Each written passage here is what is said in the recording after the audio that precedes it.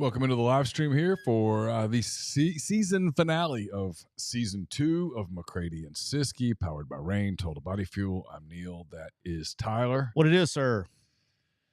Just making my way in the world today. Wasn't that everything you got? What show was that? Cheers. Cheers. There we go. I knew it was a sitcom. I just couldn't think which one it was. One of the better sitcoms ever. Okay. Best one ever? No, not the best one ever. What's your favorite? All time. Probably The Office. Okay. Although, and there's some recency bias here, having just done a second rewatch, but Ted Lasso's way up there. Way up there. Okay. I'm with you. Parks and Rec. So you like light comedies? I do. Family Guy. Okay. I'm trying to think what else. Those are the ones that stick out. What about you? I like, I'm a little darker. I like House of Cards was my favorite. Well, I did like House of Cards a lot until the end. Well, we had a little issue at the end. We had a little off-camera issue too. That we did, and the last season I still haven't finished it.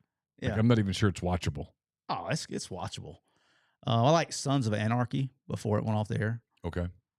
Justified. Okay. That's more my jam. We started Presumed Innocent last night on Apple TV. Good show. Watched the first 2 episodes. Good show. And it's got some darkness to it. Yeah. Good show. A lot of darkness. I'm 3 and I watched the 3rd one last night. Okay. It's good. That's really good. It's got Jake Gyllenhaal. Yep. And who else is in it that's famous? Is anybody else in it famous? I don't know. I mean, people it got intense pretty quick last night. I was like, it's pretty good. Yeah. It's good stuff. So yeah, season 2 finale before we get a little siesta, man. We got welcome all our people on Twitter listening. We got Twitter going. How about that? It only took 2 full years, and we got it live on Twitter. That's how we do things around here. It's a little slower than others. So what do we have to get to at Twitter to be able to monetize? Is there a number of followers? I think we've reached everything but the impressions stuff. Okay. So like TikTok's deal to get monetized was you had to have, what was it, 1 million views? No, what was it? Okay. Yeah, and like it's 1 million views and over a certain amount of time on TikTok plus all the other stuff. Twitter's 5 million impressions. If we were smart, we'd be way there. We'd be past it by now because we didn't do our blue check mark. We haven't really attacked Twitter like we're about to start attacking it. So we can get monetized, I think, pretty quickly on Twitter. It's got a Travelers Championship on one. Where's that? That is right outside Boston. Right outside of Boston. Okay. And then we've got the Euro Cup, this Group B. This is one of the more anticipated first-round games, Italy and Spain. Yeah, I'm going for England and Denmark played to a 1-1 tie in group stage today. Denmark was really, really, really stressing England. Yeah, this is a no-cut event. And, hey, how about this? This could be the last, I think it will be, the last elevated event on the PGA Tour. What does that mean? Because I think the LIV and PGA are going to get this thing figured out before next season. Oh, okay. So gotcha. We could have, like, real golf back by the start of next year. Okay. All right, you ready to roll, Holmes? Yep. Let's do this thing. Let's get a little crazy today. Let me make sure I pull up I've got multiple scripts up because today's a sort of a diverse podcast day. Yeah. Got a hand raised guys later tonight on MPW Digital. All right. We've been MPW Digital. We've started some of the football preview. We're going to do some football stuff today too. But earlier in the week on Blue Sky Live, we talked to Chris Clark, covers South Carolina. I saw that. We talked to Matt Moscona, who saw that. Very popular Baton Rouge radio personality. So about LSU. Tonight on Hand Raised Guys, we're going to knock 2 out. We got Trey Biddy covers. In a hurry? Trey Biddy covers Arkansas for 247 Sports, CBS. Trey will join us. And then Gabe DeArmond, who covers Missouri for Rivals.com, will join as well. So we'll talk about the Razorbacks and Cole's Tigers on the big show. Yeah. Hey, welcome, by the way, in the Cooper Chevrolet chat. Garrett PCL says, found you guys on TikTok. First live viewing. Welcome to the chaos, sir. What's up, Garrett? Good to have you with us. Your life will be changed forever. Is Reddick to the Lakers, is that official? There had been some Reddick to the Pistons talk in some basketball circles. Hey, let me tell you something. We're going to start the show off with it. Sign me up. I want to put my name in for the Pistons job. Yeah, who doesn't? Hell with the Lakers. I'm going to go to the Pistons. All right, ready to roll? Let's do it. Okay. All right. Congratulations. JJ Reddick to the Lakers. Why? How about that? 4-year deal. How much? Good for him. That's what I want to know. I'd guess about $10 million a year. Neal, somebody's got to do it. Hey, LeBron, here's the basketball. Throw it to your son from time to time. We're going to draft your son, LeBron, and hey, throw it to him every once in a while you score. And hey, look, let's win just a few enough games to get my ass fired so I can go on vacation. Thank you. Yeah. That's my appeal to the Pistons. Interesting. Until Lakers. Interesting job. Pistons. We'll talk about that. All right, let's do it.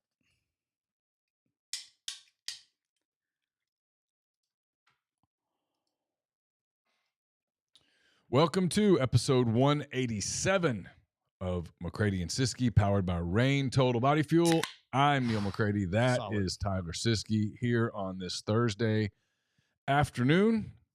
It's the 20th of June. Hope everyone's having a great week. Hope this leads into a great weekend. This is the season finale for us. This is the final episode of season 2. It will almost, Ted Lasso, the season finale of Ted Lasso, season 2 will almost be viewed as much as our season finale of season 2. Yeah. It's my understanding we've been renewed for season 3. Is that correct? Yeah. Okay. We'll be back. We'll be back season 3. It'll be a couple of weeks, and July will be a little sporadic, but we'll get you rolling, and then come August it'll be full scale blitz. But we'll be away for a couple of weeks after today's show. So appreciate everyone who has been a part of this. I said this 2 years ago. I said, don't start a podcast in July. So I said, you know what? Let's start a podcast in July because I'm sort of a contrarian. And it has been, if I say so myself, incredibly successful. We've got huge numbers in a lot of different places, and I think we've just now kind of started to grow. So thanks to everybody watching us on TikTok, on Twitter. And we'll be on Instagram Live here by August. About 55 days. Yeah, middle of August, which is fine. That's the goal. The goal is to be up on Instagram Live by football season, and we will be. Yeah, this is our first show we're doing live on Twitter as well. So we're kind of giving us a little, we're just doing a little endo, a little thud tempo before we get going crazy. So practicing in shells. You're practicing in shells. So if you're with us on Twitter, thank you. Cole, are you going to monitor the chat we have chat on Twitter too? Yeah. If you chat on Twitter, we got Cole monitoring. My goal is when we come back, I'm going to have all of our windows called up so I can monitor all the chats as we go through. Okay. How I'm going to do that, I have no idea. Like I said, we've been brought to you all the last 2 years, and we'll be brought to you again the next year by Rioux Total Body Fuel, 300 milligrams of natural caffeine, BCAAs, electrolytes, zero sugar. It's got what you need to push the limits and achieve your goals. Check them out on Instagram at Rioux Body Fuel to learn more.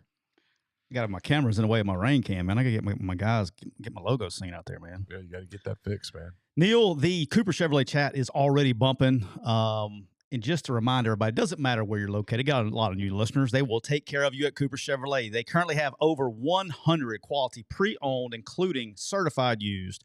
Get 0% APR on all eligible certified used cars and SUVs, or you can get $1,000 cash rebate on an eligible certified used truck. It ends July the 1st, so you got to hurry and get there before the end of the month. No matter where you're located, they'll take care of you. Area code 256-236-4481, 256-236-4481, and tell them that McCready and Siskey sent you. We don't do this every episode. I'll do it today. I don't do it all the time because I'm tired of people doing it. But if you are following us on YouTube, please hit the like button.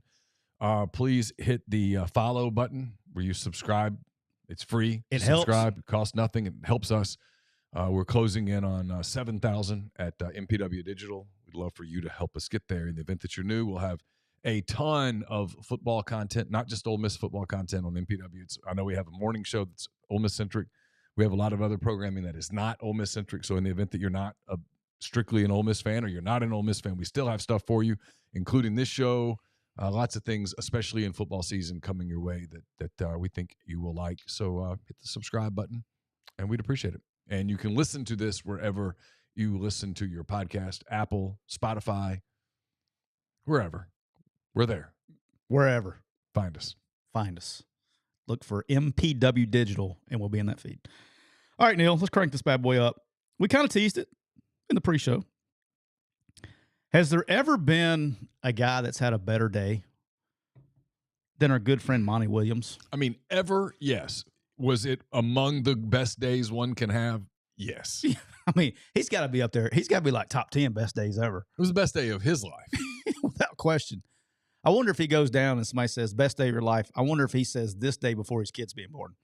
No, I mean, that goes without saying.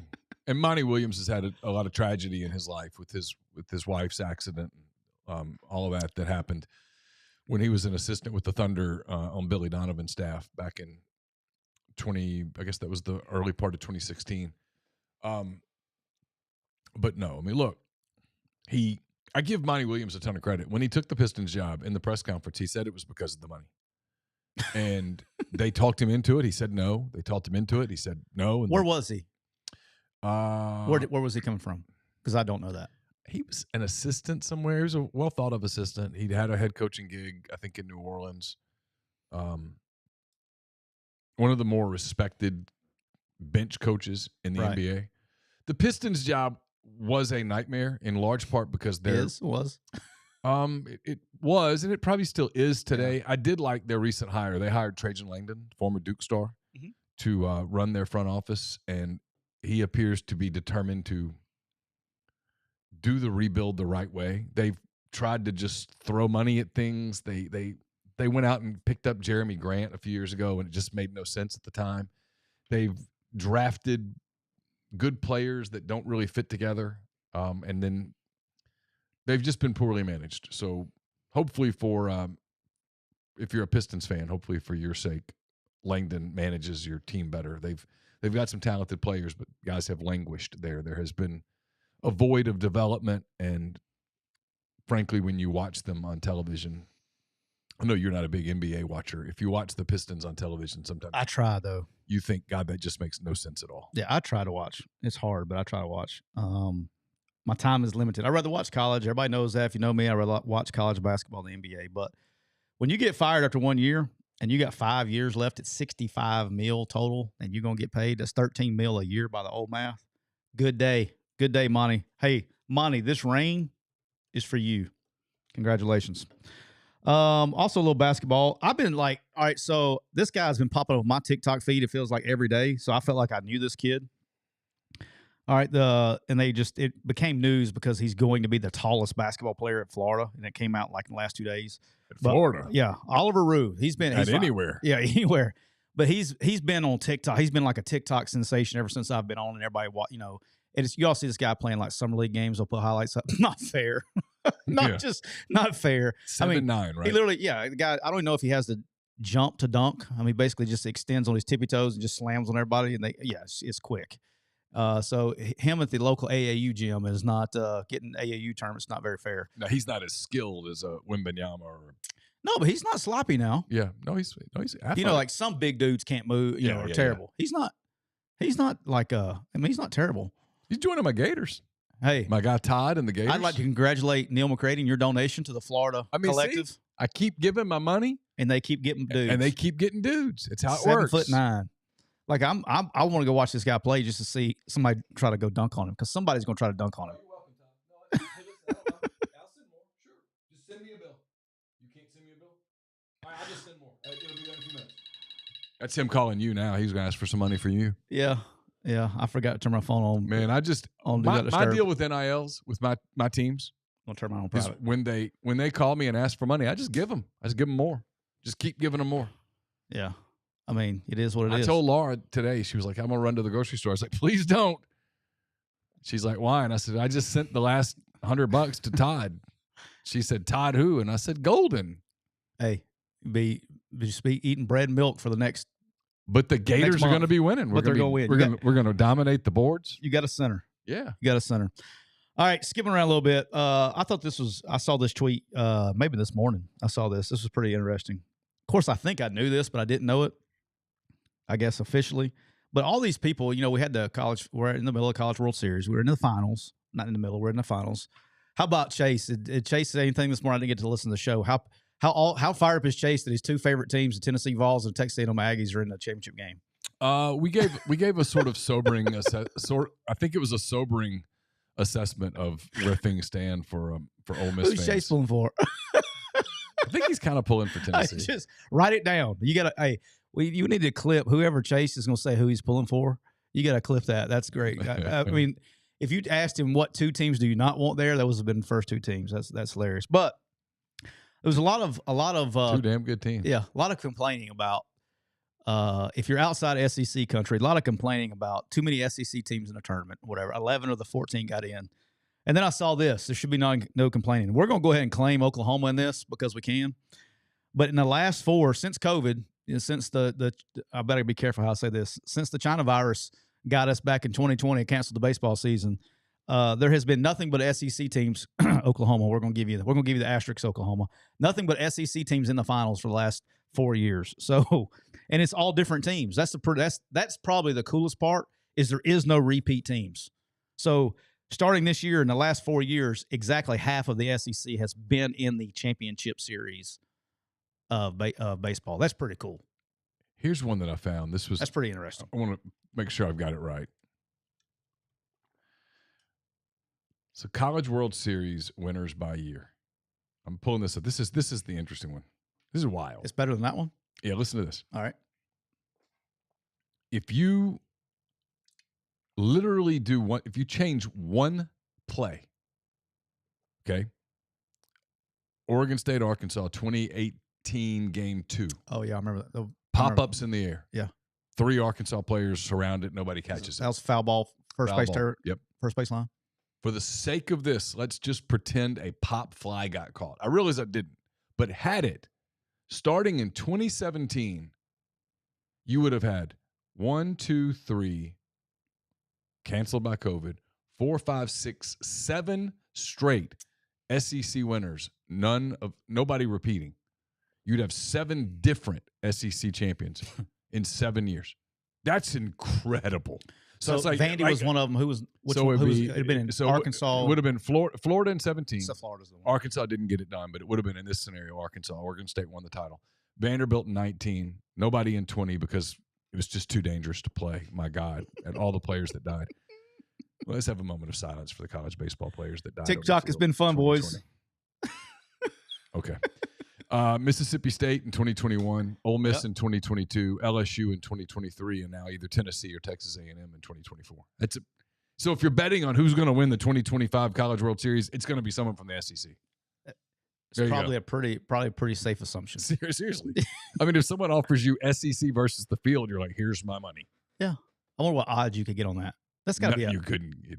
You wouldn't get good odds. Even money? No. You don't think you get even money? No. I mean, 14 versus 300. Well, I mean, look 16. Look at it this year. It's 2 SEC teams. Who was it last year? That's what I'm saying. It's been 2 SEC. Who did LSU beat last year? Florida. So 2 SEC teams.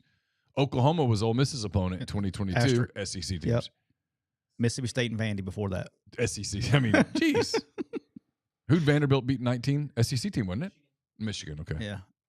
Michigan. Somebody beat Oregon State. I saw one. Or Oregon State. Oregon State was the last. They beat Arkansas. That's my point. They were the last team Oregon State to win, was the right? last team to win it, and a ball was in the air in play. It wasn't like a Bartman ball. It was literally in play, landed on the ground. That had it been caught, Oregon State would have been swept in the final series. So, yeah, bet SEC versus the field. All right, let's talk a little football. So we talked about this, I don't know, a couple months ago. I feel like we got a small victory for hand raise guy, Neal. We got a small victory for hand raise guy. Yeah. They're tabling the June signing day, early signing day for college. They're tabling it. They're not going to pass it because the massive amount of uproar of the actual people that do this shit for a living and the high school coaches about how bad it was going to be for high school sports. And you know what? They finally said, in very uncharacteristic of the NCAA. Yeah. I do have to, I know I pick on the NCAA a lot. I feel bad for Charlie Baker, the new head of the NCAA, because he walked into a freaking shitstorm. And he's actually trying. He is trying. Hats off to Charlie Baker. Look, this is nothing. This is about the previous administration, I guess you could say. He walked into a shitstorm, and he's trying to actually find some common ground and some common sense here. He is trying. And that's all you can ask is the guy's trying. He's not being a problem identifier. He's actually trying to be a problem solver. And you know what? Hand raised guy, small victory for all the people out there. They finally listened to the people who's like, hey, guys, this June sign day would be terrible idea. Coaches didn't want it. Coaches didn't want it. High school coaches didn't want it. Like, I would like to know who wanted it. I was vehemently opposed to it, I'll tell you like, that. Who thought that was a good idea to even bring to vote? Like, I want to know. I want to meet that guy. If you were the guy who brought that to vote, you should be removed from all your access to any future meetings. That was a terrible idea. But, hey, good win there for the hand-raised guys out there. Appreciate you guys. NCAA. Add up, baby. Hey, look, I'm going to pick on the NCAA, but I'm going to give them a shout-out when they did the right thing. You did the right thing. So now we only have the we'll have the signing day early December before the championship games, and then the portal, and then normal. You don't have to go add another one. We're not doing that thing like a week, 5 days before Christmas. I hated that. I don't know why. That bothered the hell out of me. I'm like, y'all do know this is a big holiday, like in 4 days. Why are we doing this right now? Do you know who else is happy about that December signing day moving up? Who? The old folks at Quick U. Because that's going to give us 2 extra weeks to. Yeah. Well, it's stupid. So we're starting one of our Quick U periods here tomorrow. So. Good looking out, NCAA. Quick, all my guys at Quick U, thank you. There'll still be the February one, right? Yeah, still be. But that one is so. The February signing day is for 2 people. It's for the people who kind of got like the lower school guys that didn't want to sign to see what was left over, and it's for the drama queens. That's what February signing day is for. The people who want to stretch it out as long as they can to raise the price up as much as they can. Yeah. But most of it, signing day is done. I'm going to get shit for that one. Cole's going to clip that one. I'll have my ass ripped for that one. That's what February signing day for. Hey, look, they're still just working on endorsement deals at that point. You know? There's raising the price. They're raising inflation. They're for drama queens that nobody cares it's like about Pat anymore. McAfee. He doesn't have his deal done yet for ESPN Game Day. Interesting. Going to be interesting. See, this is one of the guys I work with is big Pat guy. Okay. I like Pat McAfee. But if you can't tell, we kind of, it's kind of my guy. But a guy I work with, Clay Karcher, really, really big Pat McAfee guy. He's got an interesting, he thinks he's got another deal. He thinks he's going to, what he did with FanDuel with ESPN, he's going to do the same thing with ESPN. I wouldn't be surprised because he doesn't like all the censorship and all the stuff that he's having to do now. And he's starting to get a little more aggressive in his first 2 hours that he's supposed to be out. Clay has a great theory. Thinks he's going to go to Netflix. Oh. So he can do whatever the hell he wants to do. Netflix or streaming service. He's got a following, especially a younger following that might let him do it. I'll watch wherever. He's got crazy numbers. I'm not a big game day person. This is documented. I don't turn it on. I just don't. So I don't really, the whole controversy of did he ruin the show? Did he make the show? I'm like, I don't know. The show's like whatever. I have a controversial take, I suppose, in this part of the country. I think the big noon Saturday kickoff show is a better show. It's un-American. It's un-American. Yeah, I don't typically watch it because if I'm honest, on Saturday mornings, I'm either out doing something or if I'm watching TV, I'm probably watching English Premier League. I turn it on. Here's what I do. I turn it on. I'm a communist. Yes, that is extremely communist that you're turning on soccer on college football Saturday. But anyway. It's like, let's see. Here are your 2 choices. You can watch Chelsea versus Nottingham Forest, or you can watch them try to prop up Corso for 2 hours.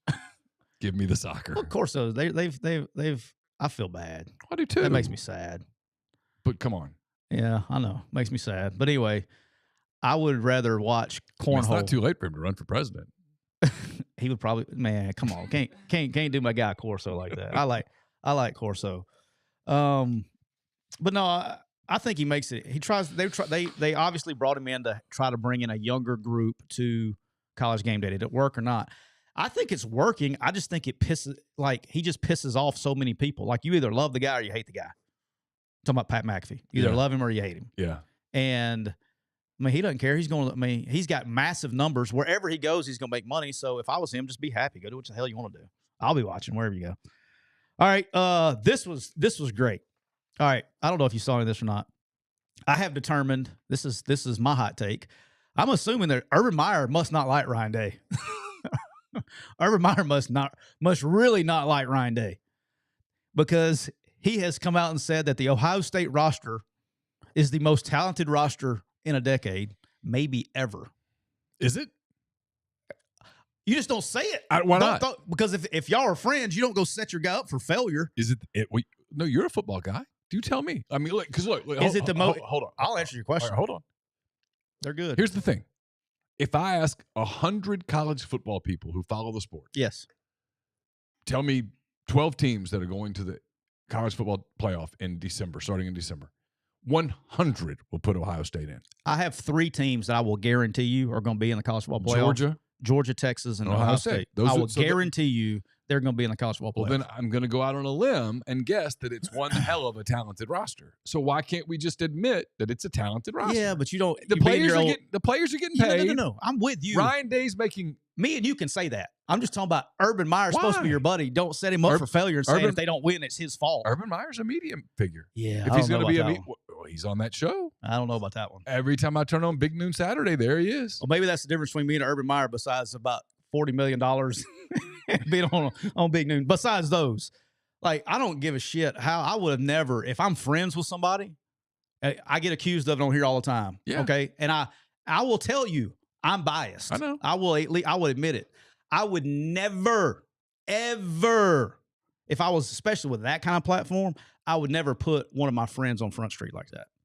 I would never do that. I mean, I get it. But, ever. But look, his job. Because Ryan Day probably knows some stuff on Urban Meyer too that'll get his ass thrown under the bus too. Like, you better be careful what bridges you start going to burn. This isn't a controversial take. I know, but you just don't put him on like that. I don't care if Urban Meyer were to go, look, they're going to be fortunate to win 6 games. I mean, the Big Ten is so hard. Look, everyone knows they've invested a ton of money. Oh yeah. They should dominate. He's being paid to dominate. The expectation is that he dominates. If he doesn't dominate, I don't care who said what. They're going to be pissed off. Oh, yeah. The expectation there is beat Michigan, make the playoff, and win, or get your ass out. Period. It doesn't matter what anybody says. It really doesn't. Is there any scenario that you think that Ohio State doesn't go to the college football playoff? I mean, sure. I mean, I guess teams get so beat up. But I don't even know. They're deep, dude. Sure. They're good. So they're legitimately good. I mean, Oregon would have to, like, run the table. But am I going to call them the best roster in a decade in college football? Okay, but you know better than that now. They're not the best roster in college football today. They're good. They're really good. They're elite. They're not the best roster in college football. Is he saying they had the most talented roster at Ohio State in a decade? Football. And maybe ever. I mean, maybe ever was the quote. They're way up there. But he's not the most talented one in college football today. They're not more talented than Georgia as a roster, 85 to 85. You could argue it. They have. I disagree. Okay. I mean, I agree with you that Georgia's more talented. I think Georgia's way more talented. My guess is that Urban Meyer was basically saying it's the most talented Ohio State team in a decade. Hey, I'm just reading quotes. You know what happens when you read quotes? You put it in. It's called context. I've learned this. Yeah. In my journalistic career here. The expectation for them is to make the not only make the playoff, but to win it. You know what else I've learned in my short journalistic career, thanks to social media, Neal? No matter when they have video of you saying the exact words, they still don't understand what you're saying. Well, there's a listening comprehension issue. You should go on TikTok. Runs deep in our society. If you really want to have fun, you should go on TikTok and look every time Neal makes the Dodge Charger comment, see what happens on. They have no understanding of what you're talking about, and it just goes on a whole different tangent. You know, hundreds and hundreds of comments going on a whole different. Hey, but look, that's good for the site, though. Right? All you ignorant people that are making it something else, appreciate you because you're driving our viewers straight through the roof. Thank you. Appreciate that. All right. Even the Alabama people know the joke. Oh yeah, everybody's in on it. Anybody that knows anything about college football knows the joke. I mean, but it's better than children's hospitals. It would shock you. It would shock you. What's that? I mean, passing out Dodge Chargers is better than laundering money through a children's hospital. Oh, that was the other thing, right? So we did the Les Miles. He co-posted the Les Miles video, or whatever. Yeah. And we had people talking about Les Miles. He should be thrown in jail for stealing from a children's hospital. I was like, guys, he's not the one who did it. I mean, No. they're accused. You know what I mean? Like, Yeah, it wasn't him. like guys, just do a little research. I get that he was the head coach, but he didn't go. He wasn't working at the children's I hospital. mean, he at the was same there time. for some bad stuff, but he wasn't at the hospital. I don't know that Les really played Golly. a role in that. I would. Not a meaningful role. No. Anyway. I guarantee you, nobody came to Les Miles and said, "Hey, coach, we're going to pay for this offensive lineman. Let me tell you how we're going to do it." No, no. All right, we're going to go to the children's hospital and start stealing from the children's hospital. And Les went like, "Man, that's a great idea, man." I mean, there's some. No. Look, TikTok's a beautiful place. Hey, Yeah. TikTok, we love you. You've been so good to us. But Just let's chill a little bit. All right. All right, off the rails. Here we go. 2:30. We made it 30 minutes before we went off the rails. Two beat. Yep. All right. So I was thinking about this as I start to ease my mind. I'll be on the boat next week and have time to think about things and start thinking about the football season. And I started thinking about this, and I started looking. If you look at the SEC football schedules this year, okay. it's the first year in a long time, and I don't know. I know we added 2 more teams, and we have to do all this stuff division-wise and all that stuff. Look at you, got your handy-dandy. I need to get one of those things. Your handy-dandy calendar out there. Yep. It makes it easy. Now, that's great. Thanks, man. I need to get one of those. Where'd you get that? Our friends at O'Neal Steel. O'Neal Steel. Let's give them a The shout metals out. company. That's a hell of a job right there.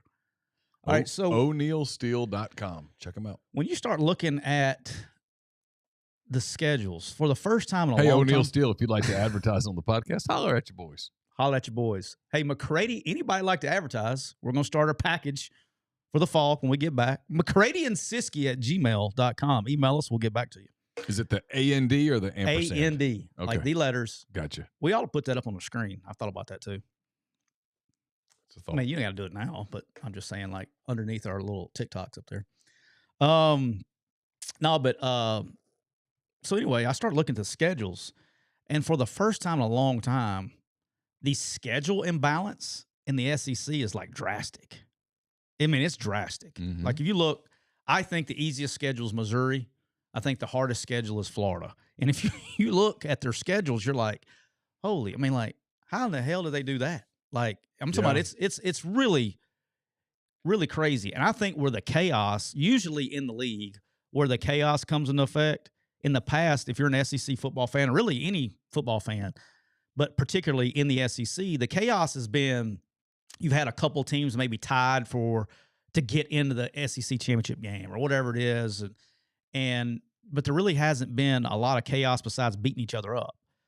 I think the chaos this year in the SEC is you may end up having a team like Missouri go 10-2. Yeah. But you may have a team like, I'm not saying it's them, so don't be, oh, Tyler said this. But let's just, for example, what if Florida goes 9-3? Just use them as an example. Florida goes, this is not what I think they're going to do, by the way. But if Florida goes 9-3, Missouri goes 10-2, but one of Florida's wins was against Missouri. You got a 10-2 SEC team that doesn't have a great resume. Yeah. And then you got what if Vanderbilt goes 9-3? Wouldn't that be crazy? If Vanderbilt wins 8, we need to put them straight in. Yeah. That should be the benchmark for Vandy. If Vandy wins 8 games, they should be in the college football playoff. Or just give them the Clip trophy. that one, Cole. Just give them the trophy. Yeah. At Dude, 8-4, just give them the trophy. they should put 13 teams in. If Vandy gets to 8 games, they should put 13 teams in, and they should get an automatic bye to the championship game. Yeah, I agree. The week after the I real agree. championship game. They play the winner of the national championship And game. whoever wins that tournament shouldn't be able to play their starters You know, we have a national championship. or with their left hands. We have a national championship. That should be called the world championship. It should. Vandy versus the world. Vandy versus the world. If Yeah. Vandy gets to 8, that should be. Now, before everybody starts, hey, my guys at Vandy, they got one of my favorite players in college football. Hey, is Kansas a Quick U client? No, No. Okay. no. You trying to get them in the SEC? Is that what we're going to right No, here? I was working on something else. But Yeah. Go ahead. But they got my man Diego. Is it Pavia? Diego Pavia, the kid that was at New Mexico State's quarterback last year that was Yeah. just lighting it up. Yeah. Auburn fans will know who he is. He's at Kansas now? No, Vandy. Oh, is that right? Going to be the starting quarterback at Oh, Vandy. How about that? Good for him. Baller. I don't know. I'm interested. I hope he does well in the SEC. But he was one of my favorite quarterbacks to watch last year. So it was awesome. Man, if you would have just called the offense that day, they would have won. Offense wasn't the problem that day. That was one of them. That was on the other side of the ball. That was that day. obvious that week he had spent the time on offense. Well, no offensive problem that week. Yeah. That's why the defense was so bad. Yeah. Yeah, that week it wasn't an offense problem. There's been plenty of weeks. That one wasn't it. All right, so I think that's going to be in the chaos, though, at the end of the year is like these schedules are so imbalanced. You're going to have some 10-2 teams that probably don't belong. I think you're going to have more 10-2 teams because of the schedule. Now, unfortunately, when you start looking at the schedule, somebody's got to lose, right? That's how it works. That's usually how it works. I mean, you know my deal. By math, 50%, like half the teams have to lose. Is that right? That is how it works. Like every Saturday? Literally. Half of them? Is it yes, 50%? 50%. Okay. On the nose. All right. 50% every time. Every time? There's no ties, right? No. Okay. All right. For those, I'm joking. For every single game, the game starts at 0-0. Yeah. Somebody look. Q1, 15.00. And then at the end, somebody has more points. Like you start looking down the SEC and you start really looking at it and you're like, oh, they're going to be good. Oh, they're going to be better. They're going to be good. They're going to be better. Somebody has to lose. Somebody is going. There's going to be some. I think we're going to have a year where there's going to be like a lot of elite teams, like the 11-1s, 12-0. Not going to be but 12-0, but you're going to have a lot of maybe even two 1-loss teams, and you're going to have a couple 10-2 teams, maybe one 9-3 team. And there's going to be like, I think you're going to see a lot of 4-8, 3-9s. Okay. I think you're going to see some. There ain't going to be a lot of 6-6 this year. I don't think. Okay. I think there's because somebody has to lose. Somebody has to lose. All right, Neal. What I want to do here, spend a little time here, and you got your handy-dandy note card there. Let's get a little football. I feel a little footballish today. I feel a little SEC football in particular today. Okay. Since we're going on vacation.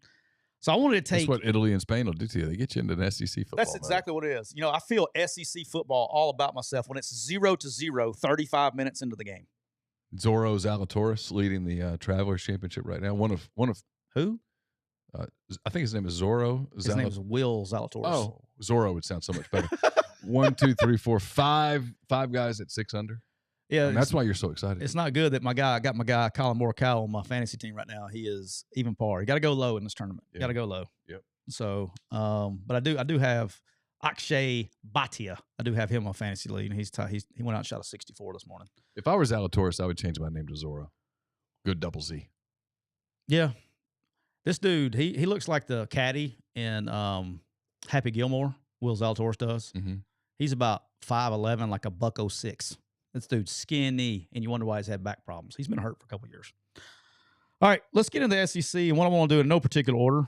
I wanted to call up. We're going to look at 8 different teams today. We'll do the other 8 next time we get back together. Okay.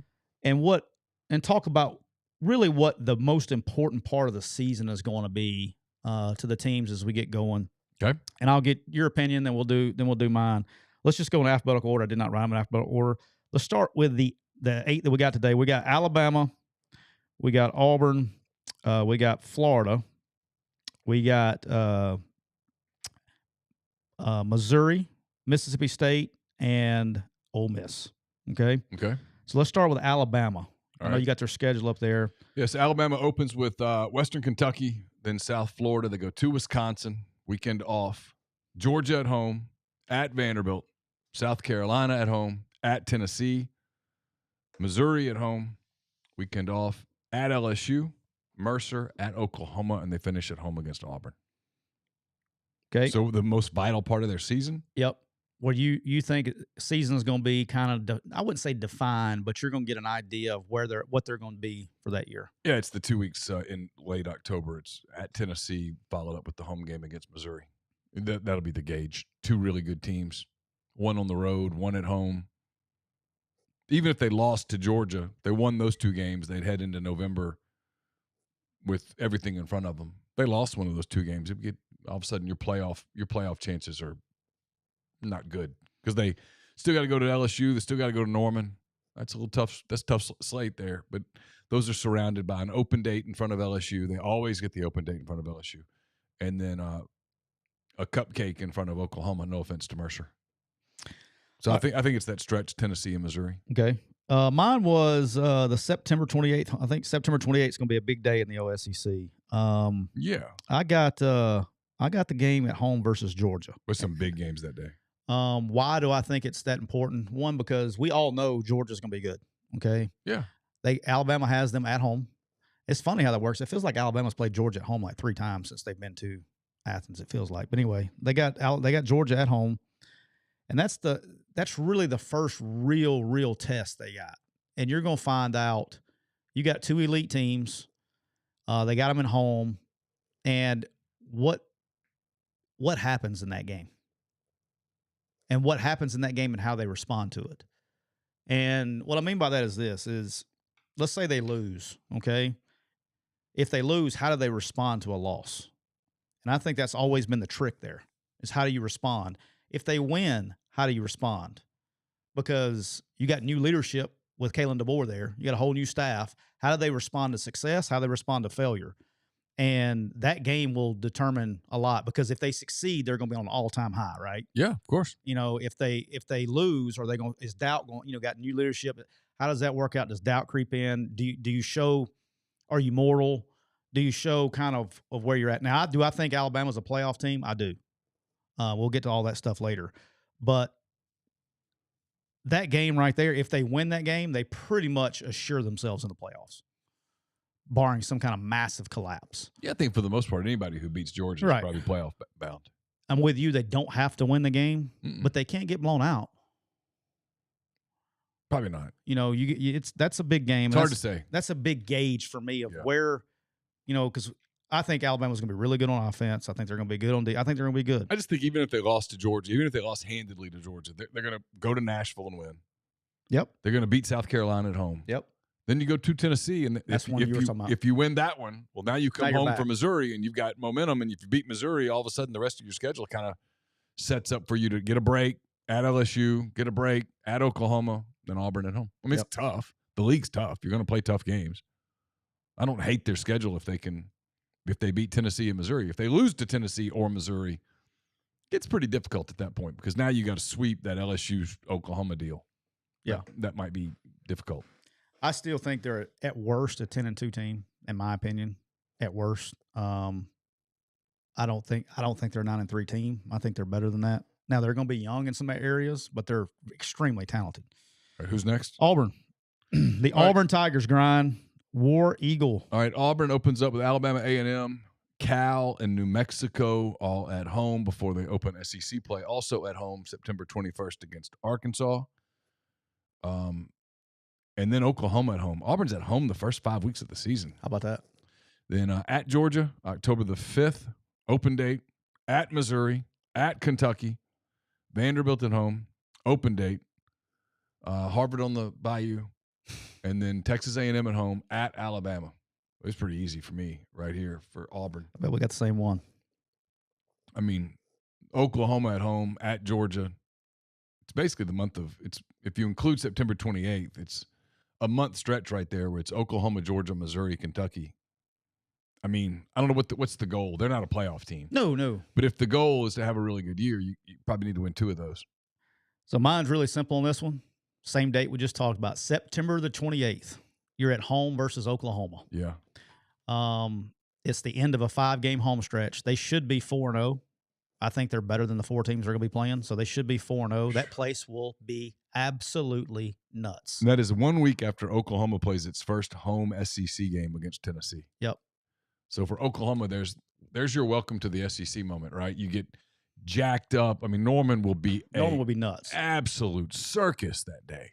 Josh Heupel returning to Oklahoma as a head coach. Nobody's really talked about that storyline yet. Well, it's because there's a gazillion other storylines, including, hey, your first SEC home game. But your first SEC home game is against the former Heisman Trophy winner of your team. And then a week later, you got to go to Auburn. He won the Heisman Trophy, right? Am I just making that up? Heupel? I know he won a national championship there, right? I know he did that. 2000, 99, 2000.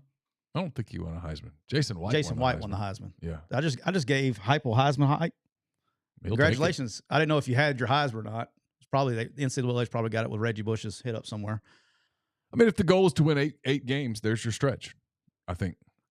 See what Cole digs up. Got to win 2 of those games to get to 8. But he was a runner-up. So if you're Jordan Hare will be just lit. It may by that time it may be Yellowwood Stadium, but it will be lit. It will be ready to go. If they find a way to beat Oklahoma at home and go 5-0, they're getting to 8 and may even be in line because the momentum. Look, I'm just going to tell everybody, if Hugh gets those guys to 5-0, they will be believing, and they will end up having a really good year. If they can start out 5-0, Now, are they going to go to the playoff? No. But they can win 8, and maybe if they win that one, they may can win 9. You're going to laugh at me when I say this one. A scary spot on their schedule at 3-0, if they look ahead to Oklahoma, is going to be Arkansas. I don't think they're going to be looking ahead. The way that they demolished Arkansas last year, you probably think that game's going to get penciled a little bit. Yeah. Being the SEC opener, I don't think it's a look ahead spot, if that makes sense. It's human. But I don't. I mean, they'll be knowing what's coming with your look ahead spots are usually when you gotta in the SEC is when you're playing Oklahoma and you got Arkansas, then you got Texas. Or I covered Hugh Freeze for a few years. Hugh Freeze is the roller coaster. The first game though, the SEC. I'm just curious. I have no idea. I don't know. The Hugh Freeze experience is a roller coaster. Yeah. You saw it last year. They lost to New Mexico State and were a play away from beating Alabama. Yeah. I mean, that is the roller coaster. Buckle up. Yeah. He will win a game he's not supposed to win, and he will lose a game he is not supposed to lose. Period. I didn't have that experience with him, though. I know everybody else did. Because we lost 2 of our first 3, didn't lose another one when I was at Arkansas State. And then the 6-6 year, we were lucky to win any games. So they were. Yeah. But there was a lot of that at Ole Miss. Yeah. There was a good bit of that. So I'll be interested in that one. All right. Next would be, let's go to Florida Gators. This one's super easy for me. Hey, first of all. Crazy. All right. Florida opens up with Miami. Then they get Samford at home, Texas A&M at home, at Mississippi State, open date. Central Florida at home. Who scheduled that, you idiots? I mean, so stupid. At Tennessee, Kentucky at home, open date. Georgia and Jacksonville. At Texas, LSU at home, Ole Miss at home, at Florida State. Woo! Merry Christmas. Yeah, mine's easy on this one. I mean, look. I think it's it might be week 1. That is my answer. I mean, it might just be week 1. If you beat Miami, you got a pulse. If you don't beat Miami, this thing could go off the rails quick because you get Samford, so you're 1-1. Texas A&M is going to be tough. I'm kind of high on the Aggies. I'm not crazy high. I'm not championship high, but people are doing the 6-6 thing, and I'm like, I'll go over. They're doing 6-6 with Texas A&M. I've heard some people doing that, like 6-6, 7-5, and I'm like, I'll take the bet. I'll go over. At State's going to be a difficult game. Central Florida is a difficult game. At Tennessee is a difficult game. I think Kentucky's a good team. They got 11 difficult games. And then that finish, man, holy mother of – look, a good team playing well could go 0-5 in that stretch. What's Missouri's record if they have the same schedule? In your opinion? All right. Let's do this. What's Missouri's? They have the easiest schedule. What's Missouri's record if they have the same schedule? 1-0, 2-0, 3-0, 4-0, 5-0. 5-1, 6-1, 6-2, 6-3. I'll split the LSU Ole Miss home games. So 7-4 at 7-5. 7-5. You see what I was talking about earlier? Yeah, sure. Absolutely. Like the schedules are so imbalanced. 100%. That's where, in my opinion, the chaos is going to come. I mean, that's brutal. That's brutal. That's brutal. So you got a team that we're talking about, literally, we're a team that we're talking about that could be a college football playoff team in Missouri. Yeah. That's in the pool, been a college football playoff. 100%. That had the same schedule as Florida would probably be 7-5 team. 8-4, probably best. Yeah, 8-4 on that schedule. I mean, if you offered Billy Napier 8-4 right now. If Florida goes 8-4, they should give him a 50-year contract. He's SEC Coach of the Year. Yeah. I mean, I don't think they can, but sure. But that's also for shits and giggles. The Florida-Miami game is big for many reasons. Because look, Miami's all in too on NIL. They've got a court. They've invested, and so between Billy and Mario, that first game is going to set one of them up for the long run. Probably Miami can probably survive the run a little bit better than Florida could because of the ACC schedule. But both of those, that's a must-win game for both coaches to keep the Boo Birds out of the old Twitter mentions. Whoever loses that game, stay off social media for about 6 months. All right, let's go to Missouri. All right. We just talked about it. Let's go straight to Missouri. The Missouri Tigers open the season on that Thursday night. Murray State at home, followed by Buffalo at home, Boston College at home, Vanderbilt at home, and then an open date. At Texas A&M, at UMass, Auburn at home, at Alabama, open date. Oklahoma at home, at South Carolina, at Mississippi State, and they finish up at home against Arkansas. All right, what you got? Most important? Simple. I say simple. Here it is. Mine's probably going to be different than yours.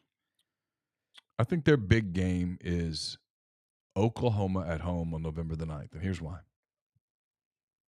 Even if they lose to A&M and lose to Alabama, both on the road, I'm giving them, for this argument, I'm giving them the Auburn win on October 19th at home, okay?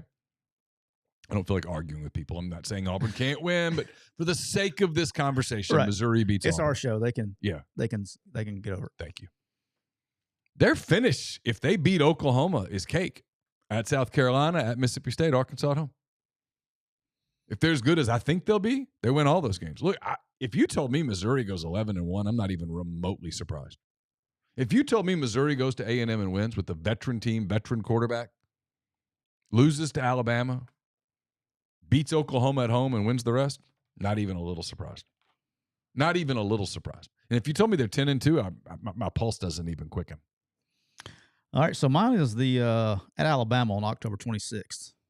And this is why, kind of what we've been talking about today. Look at their schedule. When it comes down, if we get into a situation, which I think we may, okay, you get into a situation where they lose to Alabama. Let's say they lose. Look at their schedule one more time. Let's say they lose to Alabama and they lose to Oklahoma. Okay. What's their best? Those are 2 losses. They're 10-2. What's their best win? It'd be at Texas A&M, probably Auburn at home. When you start who do you have them losing to? Let's say they lose to Alabama and to Oklahoma. Yeah, I mean, what's their best win? It's Texas A&M and Auburn. You see what I'm saying? Yeah, when you start getting into a discussion about playoff spots, I think here's going to be if they go 10-2. If they go 10-2, they either, in my opinion, they're either going to have to beat Alabama or they're going to have to beat Oklahoma in order to get in. Okay. That's going to be my take on them this year. They could go, if they go 10-2 with those 2 losses, and there's other teams in the conversation, especially in the league. Okay, so let's say that's going to be, to me, that's going to be the debate, is quality wins because of where their schedule at. Because their out of conference schedule is not very good. All right, Mississippi State. Mississippi State opens at home against Eastern Kentucky. Then they go to Tempe to play Arizona State, come back home to play Toledo, open league play at home against Florida, at Texas, open date, at Georgia, Texas A&M at home, Arkansas at home, UMass at home, at Tennessee, open date, Missouri at home, at Ole Miss. Pretty rough. Rough middle part. What's the question? What do you think the most important stretch of the year for them, most important game, whatever? It's Texas A&M and Arkansas at home back-to-back. Got to win those games. If you're going to have a realistic chance of doing anything, you can't stumble, and you certainly can't stumble in both of those games, and you probably need to win them both if you're trying to do something. Yeah. Depending on what do something means. Right. Mine is September 21st at home versus Florida. Okay. They got a chance to because they start the year pretty well. If they could start off SEC play with a dub right there, that would put them, correct me if I'm wrong, I looked at it earlier today, would put them at 4-0. Are you giving them a win at Arizona State? I am. Okay. Yeah, that'd put them at 4-0. So if they can start the season 4-0 with 8 games to go, they got to find a way to win a couple games down the stretch to get to a successful season. And they're building. I think they're going to score points. I do. I think they're going to be a little bit better and probably more to handle than people want them to be. People are kind of assuming that they're just kind of and Levy's probably loving it. Everybody's forgetting that they're in the league. I think they're going to be a little bit more difficult to play than people want them to be. Well, they have the benefit also of it not being playoffs or bust there. Right. You get to just kind of have a season. He's got a chance to build it and go. Because there's a bunch of other teams in the league that it's kind of like, boy, once you get that second loss, things might get a little tense inside the building. They can free willy the whole rest of the game and the season. And I think if they can start off the season 4-0 with that win against Florida, if they can beat Florida, that's why it's going to be a big game. It'll be a big game for Florida too, obviously. But I think that early in the season, that is as close to a must-win game on both sides as there is that early in the season. Okay. Florida's going to have a bunch of must-win games. Anytime Florida's going to have a chance to win, they have to win. And look, I want to say this about Florida too. Florida's going to be good now. Their record is going to be. It may not reflect it, but I'm just telling everybody you don't want to play Florida. They're going to be a problem for everybody. Yeah. Like, I know everybody likes to we're in June, and everybody's liking to write them off already. I'm not writing anybody off. You. I'm just looking at that schedule going, who scheduled UCF in the middle of that damn thing? Oh, I agree. Right? No, I 100% agree. I'm just telling you that they're not going to be. It's not going to be an automatic. Anybody chalking up an automatic dub playing Florida is probably mistaken. Same kind of way everybody like chalked up an automatic dub a year ago against Missouri. Now, if they had an easier schedule, we'd probably be having a different conversation now. But I think they're going to be better. I don't think they have any other choice but to be better. I think their roster's too good. All right, Ole Miss. Ole Miss opens at home against Furman, then Middle Tennessee, at Wake Forest to come back home and play Georgia Southern. Open league play September 28th against Kentucky. Then it's at South Carolina, at LSU, open date, Oklahoma at home, at Arkansas, Georgia at home, open date, at Florida, and then finish at home against Mississippi State. Biggest game of the year is October 26th at home against Oklahoma. Period. Yeah. So I have very similar. I have the whole month of October as my that's fair. The whole month of October. Here's my I think so the month of October is at South Carolina, at LSU, Oklahoma at home, at Arkansas. So Arkansas's in November. So 3 games in the month of October, 2 on the road. Look, they have to beat South Carolina. If they have to win 2 of those 3. It's playoffs. It's playoffs or bust, right? It's playoffs or bust. So if it's playoffs or bust with this schedule, I think they could get to the playoffs at 10-2. I'm giving them a loss to Georgia because Georgia's the best team in the country. If they beat Georgia, this is a moot conversation, whatever. Yeah. For the sake of this conversation, much like we did with Auburn a minute ago. It's the McCready Siskey podcast. It's our podcast. I'm laying out a caveat. I'm giving Georgia a win over Ole Miss because, frankly, I'm giving Georgia a win over everybody. So I'm giving Georgia a win over Ole Miss. So you can lose one other game. Yep. In other words, if you split at LSU, home against Oklahoma, and win the others, 10-2 is going to get you in. Agree. The reason, and I've said this, because the committee would want them in. It would be a sexy team. They would have at least one signature win. They'd have in that scenario, they'd have a win over Kentucky, a win over either LSU or Oklahoma. They would have won on the road at Arkansas, at Florida. They would have beaten State. You would be able to argue that they didn't have any real sexy wins. I'm just telling you, 10-2, they're in. Yeah, no, I think they have to win. What's the right way? They have to win at least one. There's 2 ways they can do it. They either have to win 2 of the 3 between LSU, Oklahoma, LSU on the road, Oklahoma at home, and Georgia. Okay, they have to win 2 of the 3, or win 1 of the 3 and avoid any other landmines. To me, the 2 landmines, and I've said it, going to South Carolina, everybody's chalking up with a dub, and it should be. Okay, on paper, it should be a dub. Yeah. That's a tough place to play. Look, a lot of dreams have gone to die there. I've said this for a minute now. But and look, it's early. Here's where we are. If the expectation is playoffs or bust, there's 5 games in the season.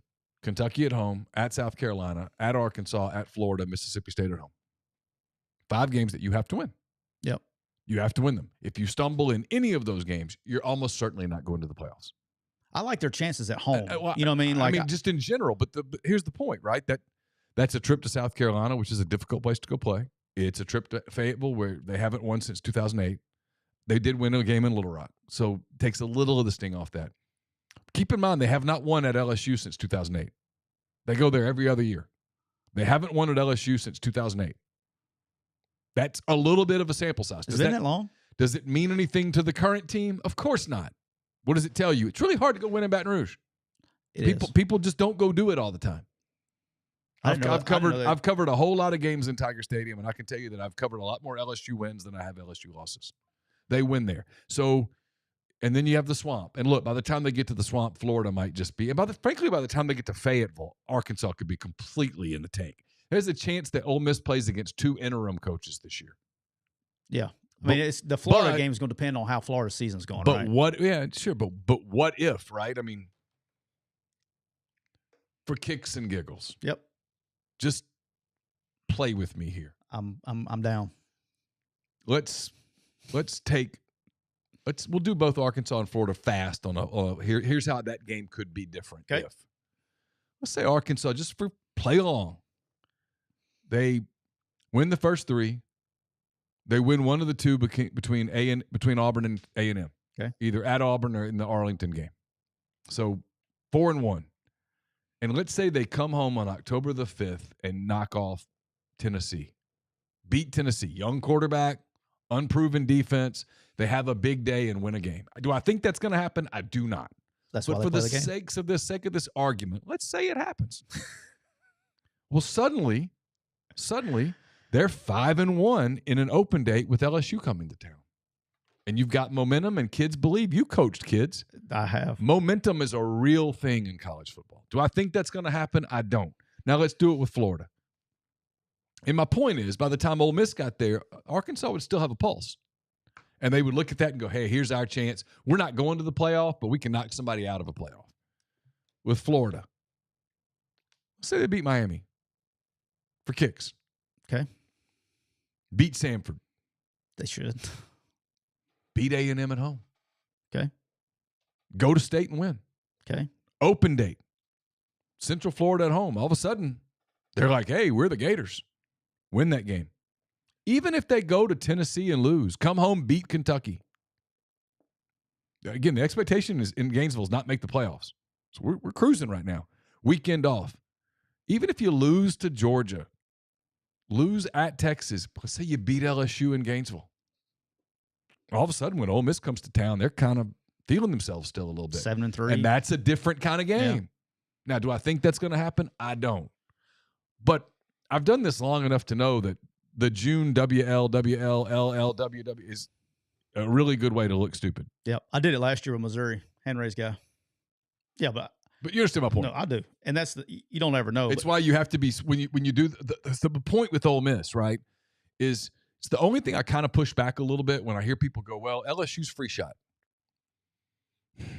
I mean, maybe. Yeah. I would advise that you go win it. Yeah, because I would advise to try to win them all. What if you stumble, right? What if you stumble in Gainesville? What if you stumble in Fayetteville? What if you did? The only way to overcome that would be if that's one of your 2 losses, you won in Tiger Stadium. You beat Oklahoma. You could, if you're Ole Miss and you lost to, say, Florida and Georgia, could you get in? Sure. Because you'd have some other wins. But, I mean, I promise you, someone in this, not talking about Ole Miss for a minute, Texas A&M, here's my little group. Texas A&M, Kentucky, maybe Probably Auburn. Those teams aren't making the playoff.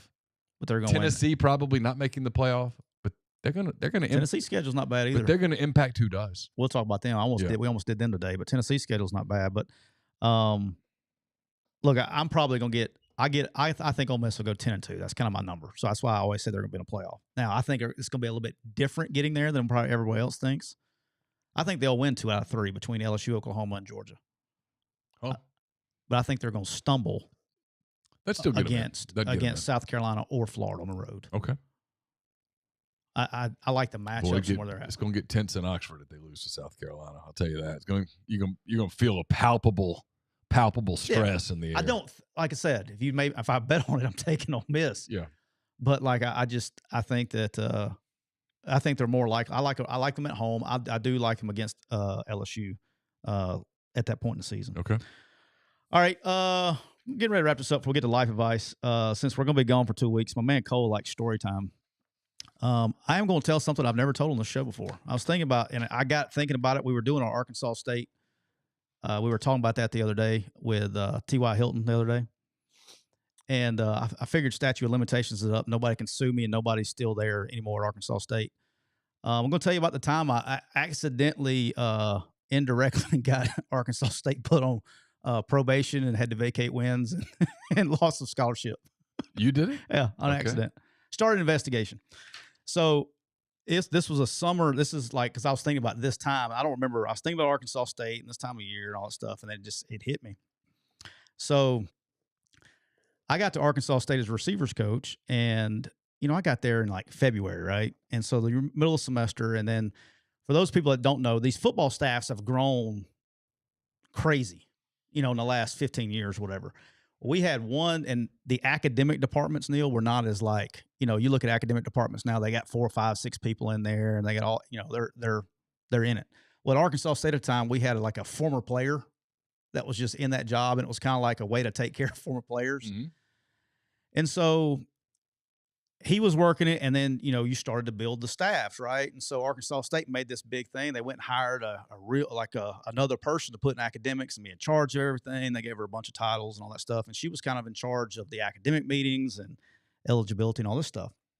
Well, I coached receivers, and so the only people that sweated more than me when the academic reports came out was the D-line coach. So I was the second in charge. So receivers historically don't make great grades. Neal, I don't know if you're aware of that or not. We have to be as a whole, probably the second worst GPA amongst all college football teams, right behind D-line. And so every single academic meeting, we'd have like the academic meeting Monday, it's just like a kick in the balls, man. I go in there, the head coach would get pissed at me like I'm the one taking the test, it was a kick in the balls meeting every Monday at like noon. So I had like 3 players that I was sweating that was, trying to get them eligible. Okay. So they're in summer classes and all that stuff. And anyway, long story short, summer 2 finishes up, and I don't want to say her name, but she comes in and she says, we're going through all the guys. And I said, so I'm good, right? I knew that my 3 guys that I was worried about made their grade. So I said, I'm good, right? All my guys made it. We're good. And she was like, well, yes, those 3 are good, but we have a small problem. And I said, what's that? And she goes, one of your walk-on wide receivers. So I had a walk-on wide receiver named Bud Tillman. Shout out to Bud. I hope everything's going great for you, brother. Bud, really smart kid, Neal. Like probably the smartest kid I had in my room. Okay.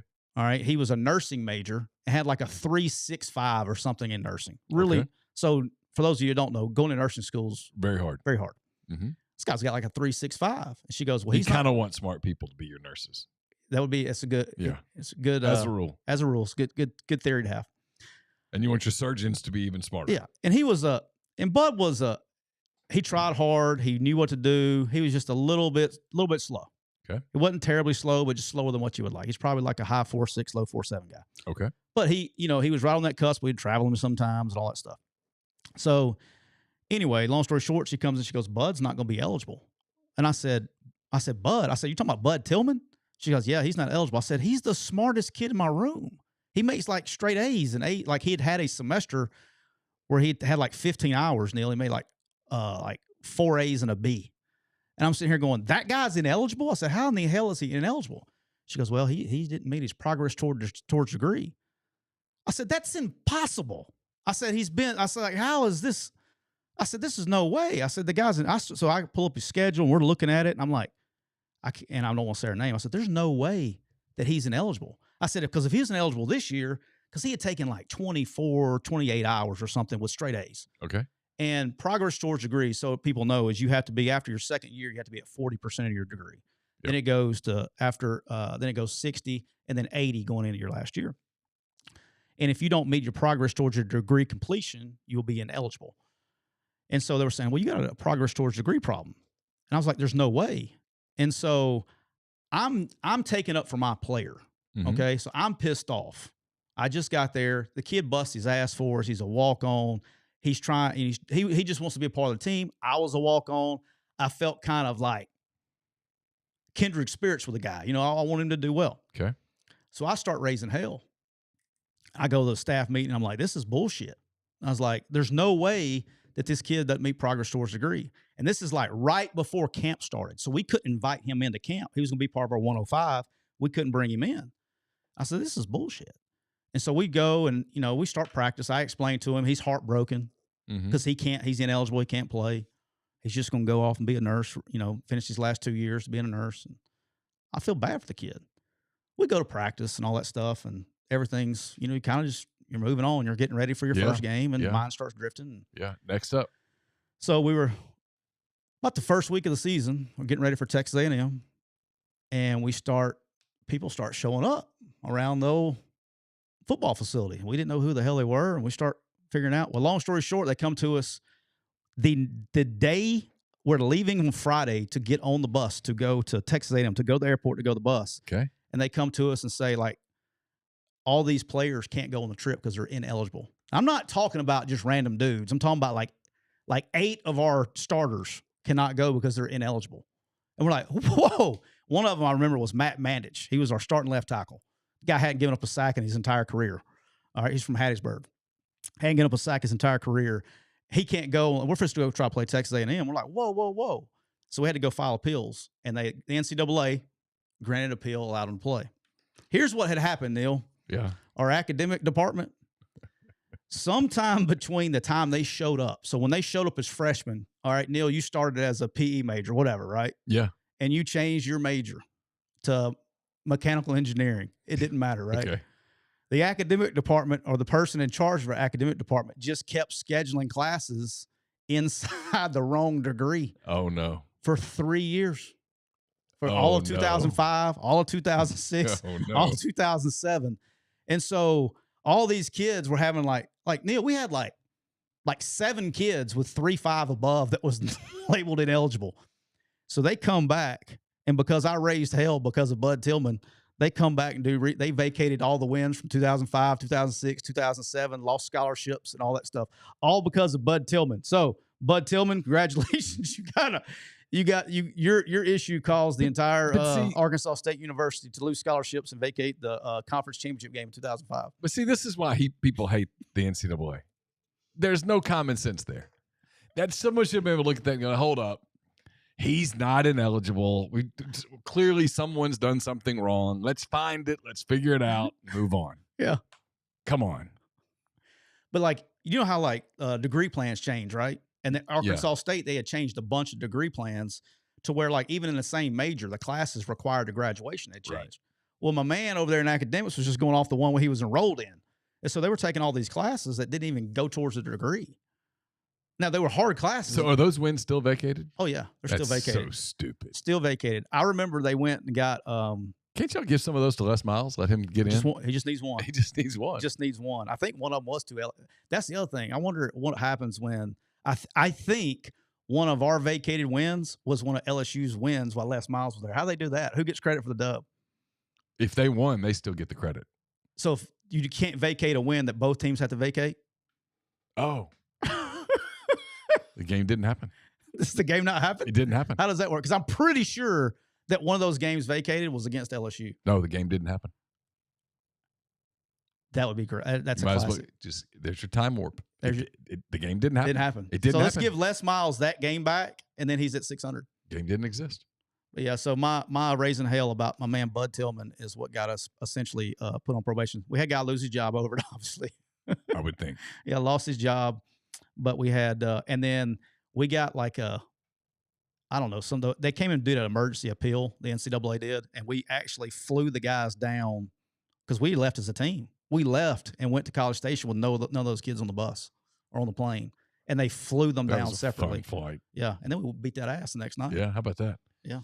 Life advice is presented by Cole Walters, State Farm Insurance. Cole Walters is licensed in auto, home, life, health, business, and pet insurance. And before you laugh at pet insurance, let your dog get cancer. You'll wish you had pet insurance. For the whole state of Georgia, contact Cole at 706-525-7850. You can also find him online at colewaltersinsurance.com. So here's the request. Here's the life advice request. He says, life advice request. Long-time listener, first-time texter. Don't say his name at the end, by the way. I didn't. No, he signed it. Even the dog's a girl. Oh, okay. I signed his name. I left a job last year at a company and location that I really loved, enjoyed my coworkers, and had a really positive work culture and made a good living. I left to go to another company that does the same thing at a location about 20 minutes further from my house. I make the same salary at both companies, but the overtime potential at the new job was quite a bit more, and overtime is where we can turn our living into a good living, our living into a good living, into a great living if you are willing to work. You understand what I'm saying? Yep. The thing is, the new place is just soul-suckingly bad. I truly do not like it. I don't like the facility as much, and the work culture is really, really negative. I told myself I would stick it out a year, and I'm trying hard to do that. And I've made it 9 months.